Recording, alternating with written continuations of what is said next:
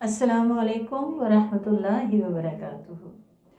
इंशाअल्लाह ताला आज हम सूरह अल-अनआम आयत 141 से 165 तक कुरान अज़ीम से इस्तिफ़ादा करेंगे। बिस्मिल्लाहि वस्सलातु वस्सलामु अला रसूलिल्लाह। अहसनुल कलामि कलामुल्लाह व अहसनुल हदी हदी मुहम्मद सल्लल्लाहु अलैहि व आलिहि वसल्लम। अम्मा बअद अऊज़ु बिल्लाहि मिनश शैतानिर रजीम। बिस्मिल्लाहिर्रहमानिर्रहीम। रब्बिश्रह ली सदरी व यस्सिर ली अमरी वहलुल उक़दतम मिन लिसानी यफ़क़हू क़ौली। वहुवल्लज़ी अंशअ जन्नातिन मअरूशातिन व ग़ैर मअरूशात। अल्लाह वो ज़ात है जिसने छप्परों पे बागात चढ़ाए और बीज चढ़ाए हुए बागात भी उसी ने पैदा किए, और खजूरों के दरख्त और खेतियाँ पैदा की जिनके दाने और फल मुख्तलिफ इक़साम के हैं, और जैतून और अनार पैदा किए जिनमें से बाज़ एक दूसरे के मुशाबे भी हैं और बाज़ गैर मुशाबे। जब इनके फल तैयार हो जाएं तो खाओ, और इसे काटने के दिन इसकी ज़कात दो। तो वाज़ेह तौर पे बता दिया गया कि इंसान ये याद रखे कि कोई भी चीज़ जो उसकी बिलोंगिंग में है, फ्रूट है या माल है, जो भी है, यहाँ ख़ास तौर पे फ्रूट्स की बात की गई, ये अल्लाह सुब्हानहू व तआला ने पैदा किए हैं।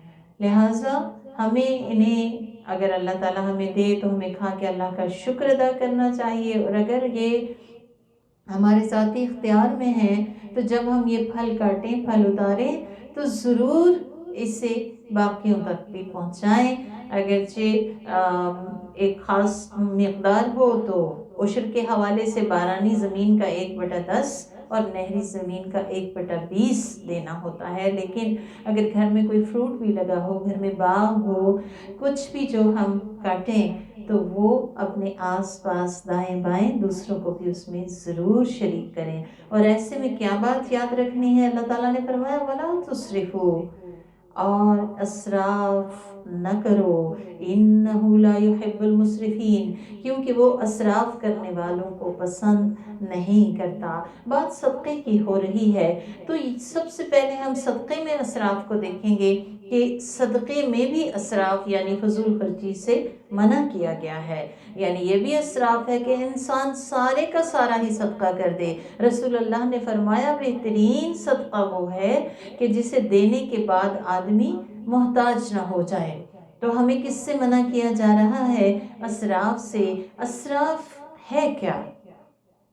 हद से ज़ायद खर्च करना, यानी जो इंसान की लिमिट हो। हर इंसान की अलग लिमिट है क्योंकि उसके ज़राए आमदन मुख्तलिफ हैं, तो अपनी लिमिट से ज़्यादा स्पेंडिंग नहीं होनी चाहिए। फिर यह है कि ज़्यादा ज़रूरत ना खर्च किया जाए, ज़ाया ना किया जाए। मसलन अगर इंसान की ज़रूरत 2 चीज़ों की है तो वो बिला वजह 4 चीज़ें ना खरीदे। और इसराफ ये भी है कि इंसान गुनाह के काम में खर्च करे, चाहे वो 1 पैनी या 1 रुपया ही क्यों ना हो। तो ओवरऑल क्या है कि अल्लाह सुब्हानहू व तआला इसराफ करने वाले को पसंद नहीं फरमाते। लिहाजा हमारे लिए बहुत अहम बात है याद रखने की कि हम अपना जायज़ा लें, हम कहाँ कहाँ खर्च करते हैं और किन मौक़े पे हम खर्च करते हैं। क्या हमारा खर्च मयाना रो है या असराफ में जाता है? हमें अपने मोड ऑफ स्पेंडिंग्स को दुरुस्त करना चाहिए। अल्लाह के रसूल ने फरमाया खैरुल उमूरि अवसतुहा, बेहतरीन काम दरमियाना काम है, और हर एक का दरमियाना फ़र्क होता है क्योंकि किसी की आमदन कम है और किसी की ज़्यादा। तो अल्लाह ताला से दुआ है कि हमें मयाना रवै की तौफ़ीक़ अता फरमाए। फरमाया और चौपायों में से बाज़ बोझ उठाने वाले पैदा किए और बाज़ ज़मीन से लगे हुए यानी छोटे कद के। अल्लाह ने तुम्हें जो रोज़ी दी है इसमें से खाओ और शैतान के कदमों की पैरवी न करो। یعنی شیطان تو یہ چاہتا ہے کہ تم اللہ کی نعمتوں کی قدر نہ کرو، اللہ کی نعمتوں سے فائدہ نہ اٹھاؤ، جبکہ مومن کا طریقہ کیا ہوتا ہے؟ اللہ نے جو نعمتیں دی وہ ان سے فائدہ اٹھاتا ہے اور پھر اللہ کا شکر ادا کرتا ہے۔ فرمایا کہ شیطان کے قدموں کی پیروی نہ کرو، بے شک وہ تمہارا کھلا دشمن ہے۔ تو ہمیں اس دشمن سے اللہ سبحانہ وتعالیٰ اویئر کر رہے ہیں، ہمیں اس سے اویئر رہنا چاہیے، تعوذ اپنی زندگی میں شامل کرنا چاہیے۔ برے وسوسے، برے خیال، غصہ، ان تمام صورتوں میں اعوذ باللہ من الشیطان الرجیم۔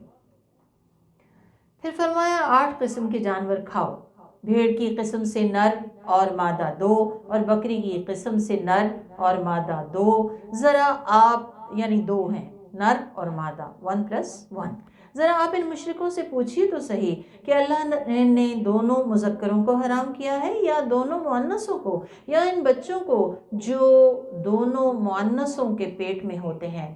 اگر سچے ہو تو مجھے کسی علم و آگہی کی خبر دو، یعنی صرف گمان پہ مبنی باتیں نہ کرو، اس کی کوئی دلیل لاؤ۔ اور اونٹ کی قسم سے نر اور مادہ، یہ بھی کتنے ہو گئے؟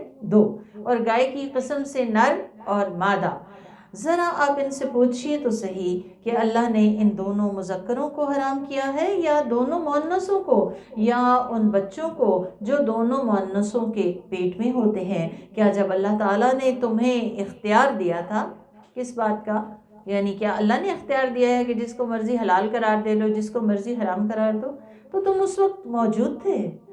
بس اس سے بڑا ظالم کون ہوگا جو اللہ کے بارے میں جھوٹ بولتا ہے تاکہ لوگوں کو بغیر جانے سمجھے گمراہ کرے۔ بے شک اللہ ظالم لوگوں کو ہدایت نہیں دیتا۔ تو یہاں پہ ظالم کس کو کہا گیا ہے؟ جو اللہ کی اتھارٹی کو خود استعمال کر رہا ہے، بغیر علم کے غلط رسوم ایجاد کر کے اسے اللہ کے نام سے منسوب کرنا، خود ساختہ شریعت بنانا، خود ساختہ حلال و حرام کے قاعدے بنانا، یہ بہت بڑا ظلم ہے، اور اس کی سزا اللہ کے پاس کیا ہے کہ ایسے لوگوں کو اللہ تعالیٰ ہدایت سے محروم کر دیتے ہیں۔ آپ کہہ دیجئے کہ جو کتاب مجھے بذریعہ وحی دی گئی ہے اس میں کسی کھانے والے کے لیے میں کوئی چیز حرام نہیں پاتا سوائے اس کے کہ کوئی مردار اور یعنی ایسا جانور ہو جو مر گیا ہو، یا بہنے والا خون، یا خنزیر کا گوشت ہو کیونکہ وہ ناپاک ہے، یا ایسا جانور جو غیر اللہ کے نام پہ چھوڑا گیا ہو۔ ہاں، جو شخص بے حد مجبوری کی حالت میں کوئی حرام چیز استعمال کر لے، یعنی زندگی جانے کا خطرہ ہے اور اس کی جان بچانے کے لیے لازم ہے ابھی حرام ہی اویلیبل ہے، تو پھر اس کو اس کی زندگی بچانے کے لیے اس کو استعمال کیا جا سکتا ہے۔ شرط کیا ہے کہ نہ وہ نافرمان ہو اور نہ ہی حد سے تجاوز کرنے والا ہو، یعنی نافرمانی کی وجہ سے حرام نہ کھائے اور حد سے تجاوز نہ کرے، یعنی اتنا ہی کھائے جتنا زندگی بچانے کے لیے کافی ہے، پیٹ بھر کے مزہ لینے کے لیے نہ کھائے۔ تو بے شک آپ کا رب بڑا معاف کرنے والا اور بڑا رحم فرمانے والا ہے۔ اور ہم نے یہودیوں پہ ہر ناخن والا جانور حرام کر دیا تھا، ہم نے ان پہ گائے اور بکری کی چربی حرام کر دی تھی سوائے اس چربی کے جو ان کی پیٹھوں یا انتڑیوں سے لگی ہوتی ہے یا جو ہڈی کے ساتھ چپکی ہوتی ہے۔ ہم نے یہ سزا انہیں ان کی سرکشی کی وجہ سے دی تھی۔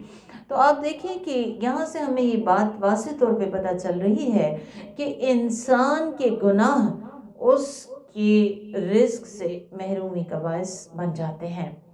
اللہ تعالیٰ فرماتے ہیں ذَلِكَ جَزَيْنَاهُمْ بِبَغْيِهِمْ، یہ بدلہ ہم نے ان کی سرکشی کا انہیں دیا، اور فرمایا وَإِنَّا لَصَادِقُونَ، اور ہم یقیناً سچے ہیں۔ بس اگر وہ لوگ آپ کو جھٹلائیں تو کہہ دیجئے تمہارا رب بڑا ہی وسیع رحمت والا ہے اور اس کا عذاب مجرموں سے ٹالا نہیں جا سکتا۔ یعنی کوئی شخص بھی جرم کر کے اپنے آپ کو آزاد نہ سمجھے، اس کو پھر اس کی سزا مل کے رہے گی جو بھی اس نے جرم کیا ہوگا۔ جن لوگوں نے شرک کیا وہ عنقریب کہیں گے کہ اگر اللہ چاہتا تو ہم شرک نہ کرتے، نہ ہمارے باپ دادا، اور نہ ہم کسی چیز کو اپنی طرف سے حرام قرار دیتے۔ اسی طرح جو لوگ ان سے پہلے گزرے ہیں انہوں نے بھی رسولوں کو جھٹلایا، یہاں تک کہ ہمارا عذاب انہیں چکھنا پڑا۔ آپ پوچھئے کیا تمہارے پاس کوئی دلیل ہے تو اسے ہمارے سامنے ظاہر کرو۔ کس بات کی دلیل؟ کہ اللہ تمہارے اعمال سے راضی ہے۔ تم لوگ صرف ظن اور گمان کے پیچھے لگے ہوئے ہو اور تم لوگ صرف جھوٹ بولتے ہو۔ آپ کہہ دیجئے کہ حقیقت رس حجت صرف اللہ کے پاس ہے، بس اگر وہ چاہتا تو تم سب کو راہ راست پہ لا کھڑا کر دیتا۔ آپ کہیے تم لوگ اپنے ان گواہوں کو لاؤ جو گواہی دیں کہ بے شک اللہ نے وہ جانور حرام قرار دیے تھے، بس اگر وہ لوگ گواہی دیں تو آپ ان کے ساتھ گواہی نہ دیجیے اور ان لوگوں کی خواہشات کا اتباع نہ کیجیے جو ہماری آیتوں کو جھٹلاتے ہیں اور جو آخرت پہ ایمان نہیں رکھتے اور غیر اللہ کو اپنے رب کے ہمسر یا برابر قرار دیتے ہیں۔ اب اس کے بعد جو آیات ہیں ان کے بارے میں ابن مسعود کہتے ہیں کہ جو شخص بھی رسول اللہ صلی اللہ علیہ وآلہ وسلم کا ایسا وصیت نامہ دیکھنا چاہے کہ جس پہ آپ صلی اللہ علیہ وآلہ وسلم کی مہر لگی ہو تو اسے چاہیے کہ یہ آیات پڑھ لے۔ اور عبادہ بن صامت کہتے ہیں کہ آپ نے فرمایا کون ہے جو مجھ پہ ان آیات پہ بیعت کرے، جو ان پہ عمل کرے گا وہ سیدھے راستے پہ قائم رہے گا اور بھٹکنے سے بچ جائے گا۔ تعالوا اتل ما حرم ربکم علیکم، آپ کہیے آؤ میں پڑھ سناؤں وہ چیزیں جو تمہارے رب نے تم پہ حرام کی ہیں۔ اب یہ حرام کی فہرست ہے، ہم سب کو بہت غور سے اسے سننا چاہیے۔ سب سے پہلی چیز جو حرام ہے وہ کیا ہے؟ اللہ تشرکوا بہ شیئا، یہ کہ تم کسی کو بھی اللہ کا شریک نہ ٹھہراؤ۔ آپ صلی اللہ علیہ وسلم نے فرمایا تھا کہ اللہ کے ساتھ ہرگز ہرگز کسی کو شریک نہ کرنا، اگرچہ تمہیں جلا دیا جائے یا تمہیں قتل کر دیا جائے، یعنی اتنی بڑی تکلیف برداشت کر لینا، لیکن شرک کا وبال اس سے بھی بہت بڑا ہے کہ انسان اللہ کی ذات یا صفات یا اختیارات میں سمجھے کہ کوئی اور بھی شامل ہے، یا پھر انسان لوگوں کے دکھاوے کے لیے کام کرے، لوگوں کے دکھاوے کے لیے نیکیاں کرے، تو اس سے ہم نے بچنا ہے۔ فرمایا اور والدین کے ساتھ احسان کرو۔ والدین کے ساتھ احسان ایک ایسا زبردست اصول ہے کہ جو بہت کمپریہنسو سی بات ہے، یعنی ان کے ساتھ ایسا معاملہ کرو جو سراسر حسن پہ مبنی ہو، خوبصورت معاملہ، دل میں بھی اچھائی ہو، زبان پہ بھی اچھائی ہو، عمل بھی اچھا ہو، ان کی خدمت، ان کی اطاعت، ان کو خوش کرنا، ایسا معاملہ اختیار کرنا گفتگو میں، معاملے میں کہ جو ان کو خوش کر دے، الا یہ کہ وہ اللہ کی ناراضگی کی بات ہو یا اللہ کے راستے سے روکنے کی بات ہو۔ یہاں تک رسول اللہ صلی اللہ علیہ وسلم نے بتایا ہے کہ والدین کی طرف محبت بھری نگاہ سے دیکھنا ایک حج مبرور کا ثواب ہے۔ جب ہم حج کرتے ہیں تو اس بات کی کلیرٹی نہیں ہوتی کہ وہ حج قبول ہوگا یا نہیں، لیکن اگر ہم سچے دل سے محبت سے اپنے والدین کو دیکھیں تو ایک مقبول حج کا ثواب ہے۔ اور آپ سے صحابہ نے جب پوچھا یا رسول اللہ کوئی 70 مرتبہ دیکھے، تو آپ نے کہا کوئی 70 مرتبہ دیکھے۔ آپ دیکھیں کہ کتنی بڑی بڑی نیکیاں ہمارے آس پاس موجود ہوتی ہیں، لیکن غفلت کی وجہ سے ہم انہیں ضائع کر دیتے ہیں۔ فرمایا محتاجی کے خوف سے اپنی اولاد کو قتل نہ کرو، ہم تمہیں اور انہیں سب کو روزی دیتے ہیں، یعنی اولاد کو پیدا ہی نہ ہونے دینا یا اس کو ابورٹ کرا دینا اس خطرے سے کہ ہم کہاں سے ان کی پوری ڈالیں گے، تو اللہ رازق ہے، جو بھیجے گا نئی روح اس کے ساتھ اس کا رزق بھی آ جائے گا۔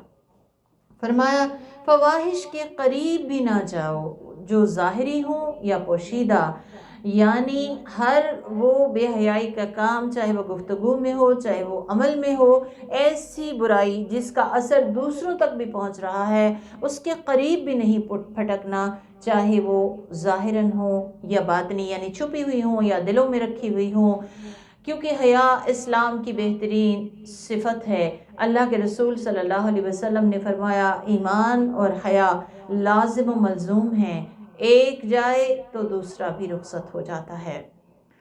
پھر فرمایا اور اس جان کو ہرگز قتل نہ کرو جسے اللہ نے حرام قرار دیا ہے، یعنی محترم قرار دیا ہے۔ کسی کو ناحق قتل نہیں کرنا چاہیے مگر یہ کہ کسی شرعی حق کی وجہ سے کسی کو قتل کرنا پڑے، یعنی قصاص میں، یا پھر شادی شدہ زانی جس کو کہ رجم کیا جائے گا، یا پھر مرتد کو۔ فرمایا اللہ نے تمہیں ان باتوں کا حکم دیا ہے تاکہ تم عقل سے کام لو، یعنی ان تمام احکام کا تعلق جو ہے وہ دل سے ہے، اور اگر دل میں ظلمت ہو، بے حسی ہو، اللہ کے پاس واپسی کا احساس تازہ نہ ہو تو پھر یہ گناہ سرزد ہو جاتے ہیں۔ تو بہت ضرورت ہے اس بات کی کہ ہم عقل سے کام لیتے ہوئے اپنے دل کی درستگی کی طرف توجہ دیں۔ پھر فرمایا وَلَا تَقْرَبُوا مَالَ الْيَتِيمِ إِلَّا بِالَّتِي هِيَ أَحْسَنُ، یتیم کے مال کے قریب بھی نہ جاؤ، یعنی ذرا بھی نہ سوچنا کہ تم اس میں اپنی ذات کے لیے کچھ تصرف کر سکتے ہو، مگر ایسے طریقے سے کہ جو احسن ہو۔ احسن طریقہ کیا ہے؟ جو بہتر ہو۔ بہتر کیا ہے؟ جو ان کے لیے فائدہ مند ہو، اور اگر تم ان کے مال کے ذمہ دار ہو تو پھر اگر اس میں کوئی فائدے کا معاملہ کر سکتے ہو تو اس کی اجازت ہے، یہاں تک کہ وہ جوان ہو جائیں، یعنی اپنی رشد کو پہنچ جائیں۔ پھر فرمایا اور ناپ اور تول انصاف کے ساتھ پورا کرو، کوئی لیکوڈ ہو یا سالڈ ہو، لین دین میں انصاف کرو، چاہے وہ چیزوں کا لین دین ہو یا حقوق کا، انصاف سے کام لینے کا حکم دیا جا رہا ہے۔ پھر فرمایا ہم کسی پہ اس کی طاقت بھر ہی ذمہ داری عائد کرتے ہیں، یعنی یہ احکام ایسے نہیں ہیں کہ ان پہ عمل کرنا انسان کے لیے ناممکن ہو۔ پھر بہت اہم اصول دیا گیا، آج ہم اس جملے کو فوکس کریں گے۔ ہمارا آج کا جملہ یہی ہے وَإِذَا قُلْتُمْ فَاعْدِلُوا وَلَوْ كَانَ ذَا قُرْبَىٰ، جب بھی بات کرو تو انصاف کی کرو، چاہے اس کی زد کسی رشتہ دار پہ ہی کیوں نہ پڑتی ہو۔ انصاف کی بات کون سی ہے؟ سچی بات، درست بات، صحیح بات۔ جہاں بھی انسان بولے، بات کرے تو انسان کو سوچنا چاہیے کہ کیا جو بات میں کرنے لگی ہوں یہ درست بات ہے، سچی بات ہے، اللہ کے حکم کے مطابق ہے، اور پھر کیا یہ فائدہ مند بات ہے، مجھے ضرور کرنی چاہیے، ادروائز خاموش رہنا چاہیے۔ دوسرا اس کا پہلو یہ ہے کہ بعض اوقات ہم لوگوں کی رضامندی حاصل کرنے کے لیے، ان کی پسندیدگی حاصل کرنے کے لیے ہم حق بات نہیں کہتے، خاموش ہو جاتے ہیں، تو اس سے بچنا چاہیے۔ بات انصاف کی کرنی چاہیے، اور یاد رکھیں کہ انصاف کا ترازو سب کے لیے ایک ہی ہوتا ہے۔ وہ بات جو میرے لیے جائز ہے وہ مجھے آپ کے لیے بھی جائز سمجھنی چاہیے، وہ بات جو غلط ہے وہ سب کے لیے غلط ہونی چاہیے، پیمانہ ایک جیسا ہونا چاہیے، یہی انصاف کی بات ہے۔ تو آج سے ہم نے اپنی گفتگو کو چیک کرنا ہے کہ ہماری بات انصاف کی بات ہو، چاہے اس سے کسی اپنے پہ، کسی پیارے پہ کوئی زیادتی کیوں نہ پڑتی ہو، لیکن ایسی طرفداری نہیں کرنی کہ جو طرفداری اللہ کے ہاں ہمیں مجرم بنا دے۔ فرمایا اللہ سے کیے گئے عہد و پیمان کو پورا کرو، اور اللہ سے کیا ہوا سب سے پہلا عہد لا الہ الا اللہ محمد الرسول اللہ ہے کہ ہم اپنی زندگی میں الہ واحد کی بندگی بجا لائیں اور محمد مصطفیٰ صلی اللہ علیہ وآلہ وسلم کی رہنمائی میں زندگی گزاریں۔ فرمایا اللہ نے تمہیں ان باتوں کا حکم دیا ہے تاکہ تم نصیحت حاصل کرو، تو ان باتوں سے نصیحت حاصل کر لیں گے تو انشاءاللہ ہمارا اپنا ہی فائدہ ہے۔ پھر مزید پختہ کیا گیا اور فرمایا وَأَنَّ هَذَا صِرَاطِي مُسْتَقِيمًا فَاتَّبِعُوهُ، بے شک یہی میرا سیدھا راستہ ہے۔ یہ جتنی باتیں کہیں گئی یہی صراط مستقیم ہے، بس تم لوگ اسی کی پیروی کرو، یعنی یہی طریقے اختیار کرو، وَلَا تَتَّبِعُوا السُّبُلَ، اور دوسرے متفرق طریقوں پہ نہ چلو جو تمہیں سیدھے راستے سے الگ کر دیں گے۔ اللہ نے تمہیں ان باتوں کا تاکیدی حکم دیا ہے تاکہ تم بچ سکو، یعنی برے انجام سے، عذاب سے، اللہ کی ناراضگی سے۔ فرمایا پھر ہم نے موسیٰ علیہ السلام کو بھی کتاب دی تھی، ان لوگوں پہ اپنی نعمت کو تمام کرنے کے لیے جو اچھے کام کرتے تھے، اور جس میں ہر چیز کھول کے بیان کر دی گئی تھی، اور انسانوں کے لیے ذریعہ ہدایت اور رحمت تھی۔ کیا؟ کتاب، تاکہ وہ لوگ اپنے رب کی ملاقات پہ ایمان لے آئیں۔ وَهَذَا كِتَابٌ أَنزَلْنَاهُ مُبَارَكٌ، اور یہ کتاب جس کے نازل کرنے والے ہم ہیں بڑی برکتوں والی ہے۔ کون سی ہے یہ کتاب؟ یہ ہے قرآن عظیم۔ اللہ تعالیٰ خود فرما رہے ہیں بڑی برکتوں والی کتاب ہے، کیونکہ یہ طرح طرح کی نیکیوں، کامیابیوں، خوبیوں کا سر چشمہ ہے۔ اس میں ہر طرح کی خیر اور برکت اور بھلائی اور سعادت موجود ہے۔ یہ اللہ تعالیٰ کی سب سے بڑی خیر ہے جس سے اس نے اپنے بندوں کو نوازا۔ یہ منشور زندگی ہے، یہ روح کی زندگی ہے، یہ خالق کا اپنے مخلوق کے نام ایسا خط اور اس زندگی کے امتحان کا سیلیبس ہے کہ جس کو فالو کیے بغیر ہم اس امتحان میں کامیاب نہیں ہو سکتے۔ اس لیے فرمایا کیوں آئی ہے یہ کتاب؟ فَاتَّبِعُوا، اس کی پیروی کرو، اس کے پیچھے چلو، یعنی کوئی دن ایسا نہ گزرے کہ ہم اس سے رہنمائی حاصل نہ کریں۔ اور جب ہم اس کی پیروی کریں گے کس طرح؟ وَاتَّقُوا، بچتے ہوئے، محتاط زندگی بسر کرتے ہوئے، تو پھر اللہ کی رحمت کے مستحق ہو جائیں گے۔ فرمایا لَعَلَّكُمْ تُرْحَمُونَ، تاکہ تم پہ رحم کیا جائے۔ تو جس کو اللہ تعالیٰ کی رحمت چاہیے، جسے اللہ کا رحم چاہیے، اسے چاہیے کہ قرآن کو فالو کرے۔ کس طرح فالو کرے؟ اسے سمجھے، اس کے پیچھے چلے، اس کے احکام کو مانے، جس سے یہ منع کرے اس سے رک جائے، اور بچ بچ کے زندگی گزارے، اللہ کی نافرمانی سے، اللہ کی ناراضگی سے بچ کے چلتا رہے۔ تو کتنا ضروری ہے قرآن کو سمجھنا، کیونکہ جب تک ہم اسے سمجھتے نہ ہوں ہم اسے فالو نہیں کر سکتے۔ اللہ تعالیٰ سے دعا ہے اسے ہماری زندگی کی اور ہماری روح کی بہار بنا دے، ہمارا دل اس کے ساتھ جوڑ دے، اور ہمیں اس کی اتباع کی توفیق عطا فرمائے۔ فرمایا اور اسے ہم نے اس لیے نازل کیا ہے تاکہ تم یہ نہ کہو کہ آسمانی کتاب تو پہلے ہم سے دو قوموں پہ نازل کی گئی تھی، یعنی یہود و نصارہ اہل کتاب تھے، ان پہ نازل کی گئی تھی، اس لیے تم پہ کتاب نازل کی اور ہم اس کے پڑھنے سے ناواقف تھے۔ یعنی تم یہ کہو گے کہ اگر ہم نے اسے پڑھا ہوتا تو تبھی ہم اس پہ عمل کرتے، تو پھر کیا کرنا ہے؟ غفلت سے نکلنا ہے، اس کو جاننا ہے اور اس کے مطابق عمل کرنا ہے۔ یا تم یہ نہ کہو کہ اگر ہمارے اوپر بھی کتاب نازل کی گئی ہوتی تو ہم ان سے زیادہ ہدایت یافتہ ہوتے۔ تو اب تمہارے پاس تمہارے رب کی طرف سے کھلی دلیل اور رحمت آ گئی، اب اس سے بڑا ظالم اور کون ہوگا جو اللہ کی آیتوں کو جھٹلائے اور ان سے روگردانی کرے، یعنی ان سے کترائے، یعنی جاننا ہی نہ چاہے کہ پھر عمل کرنا پڑے گا۔ ہم ان قریب ایسے لوگوں کو جو ہماری آیات سے اعراض کرتے ہیں، یعنی بھاگتے ہیں، روگردانی کرتے ہیں، کتراتے ہیں، ان کے اعراض کے نتیجے میں انہیں بدترین عذاب دیں گے۔ اللہ تعالیٰ ہمیں اس سے بچائے۔ فرمایا کیا وہ اس کا انتظار کر رہے ہیں کہ ان کے پاس فرشتے آ جائیں، یا آپ کا رب ہی آ جائے، یا آپ کے رب کی بعض نشانیاں آ جائیں؟ جس دن آپ کے رب کی بعض نشانیاں آ جائیں گی اس دن کسی کا ایمان کام نہ آئے گا جو اس سے پہلے ایمان نہ لایا تھا، جس نے ایمان لانے کے بعد کوئی اچھا کام نہیں کیا تھا۔ تو یہاں پہ دیکھیں ایمان سب سے بڑی فائدہ مند چیز، سب سے بڑی دولت ہے۔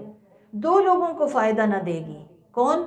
جو آخرت کی نشانیاں واضح ہونے سے پہلے ایمان نہیں لایا، اس کا اس وقت نشانیاں دیکھ کر ایمان لانا اس کو فائدہ نہ دے گا۔ دوسرا کون سا شخص ہے کہ جو ایمان تو لایا، زبان سے اس نے کلمہ تو پڑھ لیا، اقرار تو کر لیا، لیکن اس کے بعد عمل ایمان کے مطابق اختیار نہ کیا، عمل صالح نہ کیا۔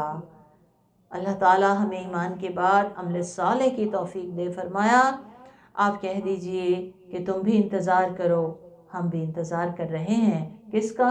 اللہ کے فیصلے کا۔ بے شک جن لوگوں نے اپنے دین میں اختلاف پیدا کیا اور جماعتوں میں بٹ گئے، آپ کا ان سے کوئی تعلق نہیں۔ تو جب بھی ہم کوئی فرقہ بندی کا شکار ہوں تو ہمیں یہ یاد رکھنا چاہیے کہ پھر رسول سے تعلق کٹ جائے گا، اور جس کا رسول سے تعلق کٹ گیا اس کا راستہ گم ہو گیا۔ فرمایا آپ کا ان سے کوئی تعلق نہیں، ان کا معاملہ اللہ کے سپرد ہے، پھر وہی ان کے کیے کی انہیں خبر دے گا۔ من جاء بالحسنہ فلہ عشر امثالہا، جو شخص نیکی لے کر آیا اس کے لیے 10 گنا اجر ہے، اور جو برائی کرے گا تو اسے اسی کے برابر سزا دی جائے گی اور ان پہ ظلم نہ کیا جائے گا۔ تو یہاں پہ بتا دیا گیا کہ ایک نیکی کا منیمم بدلہ 10 گنا ملنے والا ہے۔ الحمدللہ کوئی ایسا بینک نہیں ہے دنیا میں جس میں ہم 1 روپیہ جمع کریں اور ہمیں فوری طور پہ 10 روپے مل جائیں، ہمارے اکاؤنٹ میں 10 درج ہو جائیں۔ آخرت کا بینک اکاؤنٹ نیکیاں ہیں، اور اللہ تعالیٰ کا بڑا کرم ہے کہ اس نے ایک نیکی کا بدلہ کم سے کم 10 گنا بتایا ہے۔ پھر جتنی زیادہ نیت خالص ہو، جتنی زیادہ قربانی کا لیول ہو، جتنے اچھے طریقے سے اس کو کیا جائے، اس کا اجر بڑھتا جائے گا۔ پیارے رسول نے فرمایا کہ جو شخص کسی نیک کام کا ارادہ کرے، صرف ارادہ کرے، جس سوچے، تو اس کے لیے ایک نیکی لکھ لی جاتی ہے، اگرچہ وہ اسے نہ ہی کر سکے۔ یعنی اگر اس نے صرف ارادہ کیا تھا تو ایک نیکی تو اسی وقت لکھی گئی، اگر وہ نیکی کر لے تو 10 نیکیاں لکھی جاتی ہیں۔ کتنا اللہ کی مہربانی ہے، جبکہ اگر وہ گناہ کا ارادہ کرے اور اس پہ عمل نہ کرے تو ایک نیکی لکھ لی جاتی ہے۔ یعنی گناہ نہیں لکھا جاتا صرف ارادے سے، جیسے نیکی تو ارادے سے لکھ لی جاتی ہے، اور اگر وہ گناہ کر لے تو ایک گناہ ایک ہی لکھا جاتا ہے، یعنی ایک کے بدلے 10 گناہ نہیں لکھے جاتے۔ فرمایا اس عفو و کرم کے بعد وہی برباد ہوگا جس نے برباد ہونے کی ٹھان رکھی ہو۔ تو اللہ تعالیٰ تو اپنے بندوں پہ بہت مہربان ہے، ہمیں اللہ تعالیٰ کی مہربانی سے فائدہ اٹھانا چاہیے، ڈھیروں ڈھیر نیکیاں جمع کرنی چاہیے تاکہ ہمارا بینک اکاؤنٹ آخرت کا بلینئرز والا ہو، تاکہ ہمیں وہاں پہ کوئی تنگی نہ ہو۔ قُلْ إِنَّنِي هَدَانِي رَبِّي إِلَىٰ صِرَاطٍ مُسْتَقِيمٍ، آپ کہیے کہ میرے رب نے سیدھی راہ یعنی دین قیم کی طرف میری رہنمائی کی ہے۔ جو ابراہیم علیہ السلام کا دین تھا، وہ ابراہیم جو صرف اللہ کی پرستش کرنے والے تھے، توحید کا سمبل تھے، اور وہ مشرکوں میں سے نہ تھے۔ تو مستحکم اور درست دین اسلام ہے، مستحکم کرنے والا اور درستگی کرنے والا دین اسلام ہے، جس کا خاصہ توحید ہے، وہی جو ابراہیم علیہ السلام کا طریقہ تھا۔ اور توحید کا تقاضا کیا ہے؟ قل، آپ کہہ دیجئے، ان صلاتی و نسکی و محیای و مماتی للہ رب العالمین، کہہ دیجئے کہ میری نماز اور میری قربانی، میرا جینا اور میرا مرنا اللہ رب العالمین کے لیے ہے۔ اب آپ دیکھیں کہ کوئی بھی نیکی اگر اللہ کے لیے نہ ہو تو بیکار ہو جاتی ہے، بے فائدہ ہو جاتی ہے، اس کا اجر نہیں ملتا۔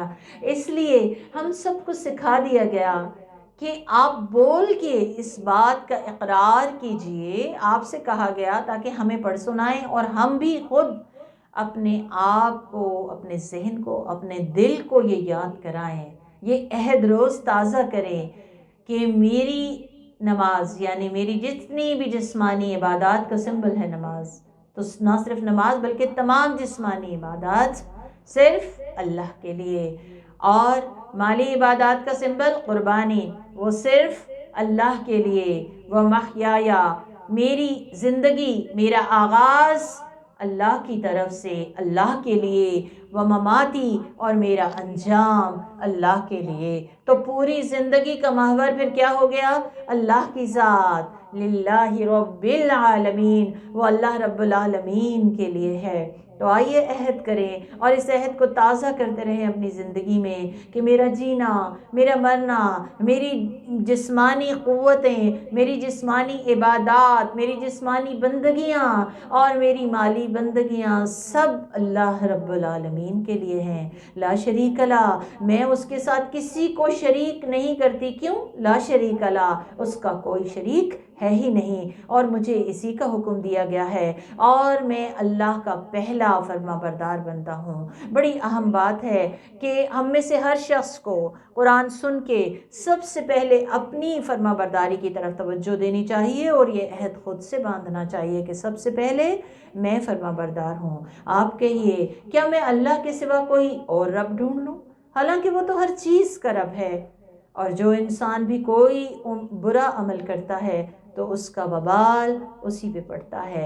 تو برائی کر کے، ظلم کر کے، زیادتی کر کے، گناہ کر کے انسان خوش نہ ہو کہ اس نے بڑی کامیابی حاصل کر لی، کسی کو بیوقوف بنا لیا، بلکہ دراصل اس کی برائی کا وبال تو اس پہ خود ہی پڑنے والا ہے، اور کوئی جان کسی دوسرے کا بوجھ نہیں اٹھائے گی، یعنی ہر ایک کو اپنے گناہ کا بوجھ خود ہی اٹھانا ہوگا۔ پھر تمہیں اپنے رب کے پاس لوٹ کے جانا ہے تو وہ تمہیں اس بات کی صحیح خبر دے دے گا جس میں تم اختلاف کرتے رہے ہو۔